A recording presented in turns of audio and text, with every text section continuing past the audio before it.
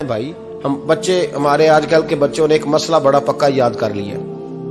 کہتے مولانا پیر صاحب پسند کی شادی کرنا جائز نہیں.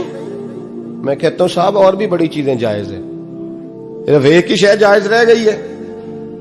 رسول پاک صلی اللہ علیہ وسلم سوائے اللہ کے کسی کے پابند نہیں, کسی کے پابند نہیں.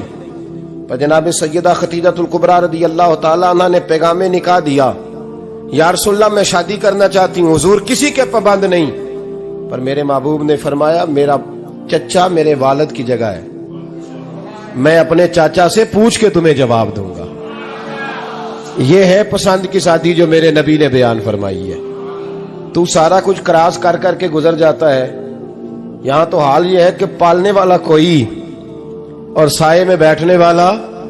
باغ تیرے دی کر کر راکھی میں ساری عمر گزاری, تو جدوں اے پھل پکن تے آیا تے لے گئے ہور بپاری. اور بیٹا گزرتا ہے اماں کے دروازے کے آگے سے, اماں کے دروازے کے آگے بیٹا امرود لے کے آیا ہے 6 کلو. توجہ ہے میری بات پر؟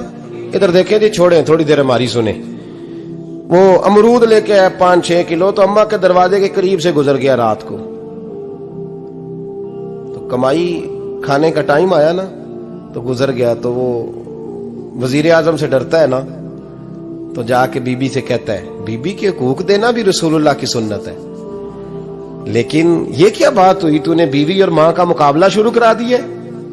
سمجھ تو صحیح, یہ تیرے لیے کعبے کی جگہ ہے اور تو بیوی کے لیے کعبے کی جگہ ہے. اسے بھی سمجھنا چاہیے, غور کرنا چاہیے. 5 کلو امرود لے کے تو ماں کے کمرے کے قریب سے گزر گیا ہے. بی بی کو جا کے کہتا ہے چل آدھا کلو اماں کو بھی دے آ, اس کے کون سے دانت ہیں. تو پلیٹ میں ڈال کے وہ لائی ہے. تو سمجھا ہی نہیں, تو نے غور ہی نہیں کیا. بندہ تو وہ ٹھیک نہیں تھا, نپولین. پر کسی نے اس سے پوچھا تھا بتا زندگی میں پیسے لینے کا مزہ کب آیا.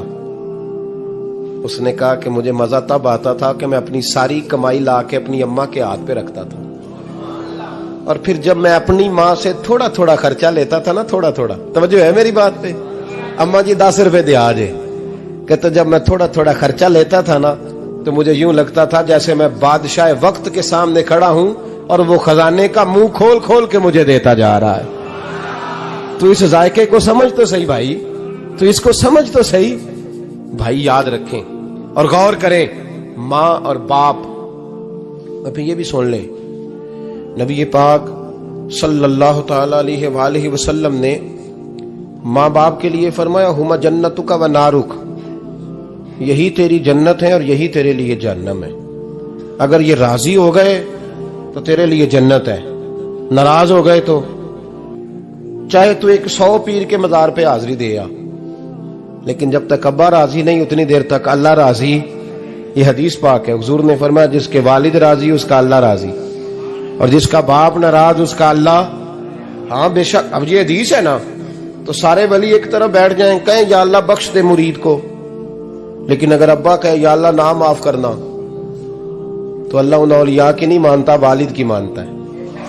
اس لیے بلے شاہ سمانی اڈدیاں پڑھنا ہے, جیڑا گھر بیٹھا انہوں پڑھیا ہی نہیں. بھائی یاد رکھو, ماں باپ سے پیار کرو, ان کی خدمت کرو, ان کے پاس بیٹھا کرو, اور ماں باپ کو ٹائم دیں, وقت دیں, چند گھڑیاں ان کے پاس بیٹھیں.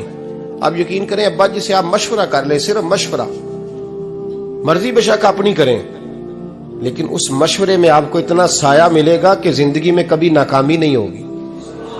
پر اسی سجن دی مننی ابے دی نہیں مننی. وہ پھٹے پہ جو نلائق ہماری طرح کا بیٹھا ہے اس سے مشورہ لینا ہے, والد سے نہیں لینا.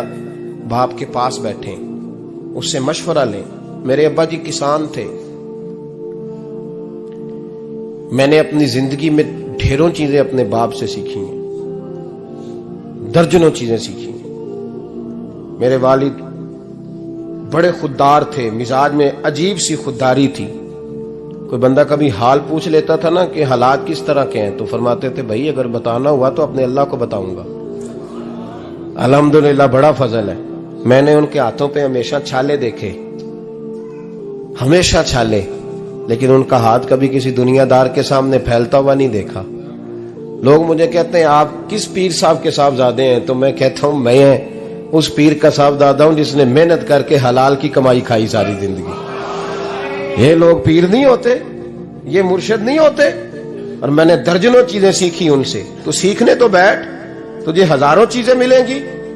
بھائی اپنی زندگی میں ماں باپ کی طرف دیکھو، سب سے ضروری کام ہے انہیں وقت دو۔ اماں کے او بھائی بڑا مشکل ہے دنیا داروں سے تعریف کرانا، اماں دے کول تے ایویں 2 منٹ راتی بھئی نہ آکھی اماں پیر کٹے نہ رضائی چ تیرے گھٹ چھڑا، اماں کہندی جا میرا پتر تھکیا ہے تو سو جا کے، میں کدو کام لگی سا، میں کدو حل وان ڈئی سا، جا سو جا کے۔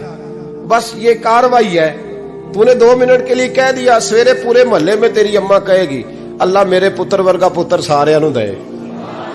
راتی آندا ہے تے مینوں گھٹ کے سوندا ہے، اللہ گھٹیا کوئی نہیں سویا بھی کاروائی پائی سو، لیکن وہ سب کو بتاتی ہے۔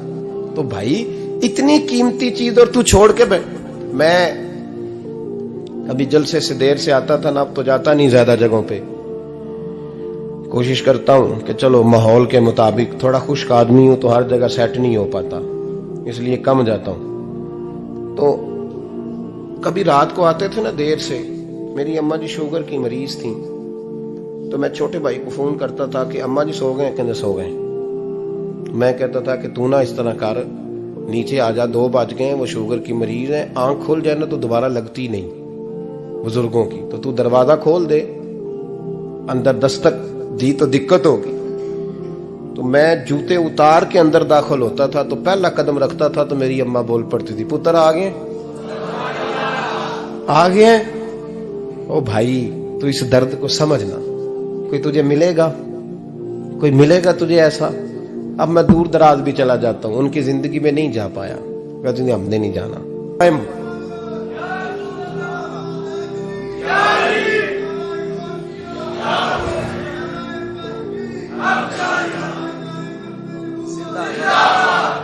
سنے عزیزو، کہا جب تیری اور تیری ماں کی سوچ میں، اور نبی پاک صلی اللہ علیہ وسلم نے فرمایا ہے جتنے بھی گناہ انسان کرتا ہے نا، اللہ کریم سزا کو روک دیتا ہے، قیامت میں سزا دے گا، اور جو ماں باپ کا نافرمان ہے نا اس کو دنیا میں بھی سزا ملے گی۔ جو ماں باپ کا نافرمان ہے اسے دنیا میں بھی، آپ یقین کریں بچے تھوڑا سا پڑ جاتے ہیں بیچارے، تو ماں باپ سے کہتے ہیں ابا جی تسی پرانے دور دے ہو، تو انہوں کی پتا ہوئے، اور تجھے پتہ ہی نہیں بھائی، تجھے خبر ہی نہیں، یہ پرانے دور کے نہیں، تو بیوقوفوں کے دور کا ہے، تو سمجھ یہ کوئی تعلیم ہے؟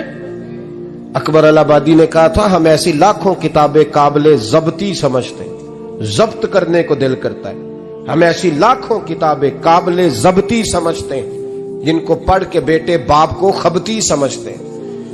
بات کرنے والی ماں اور باپ اتنا بڑا درجہ ہے، اور بھائی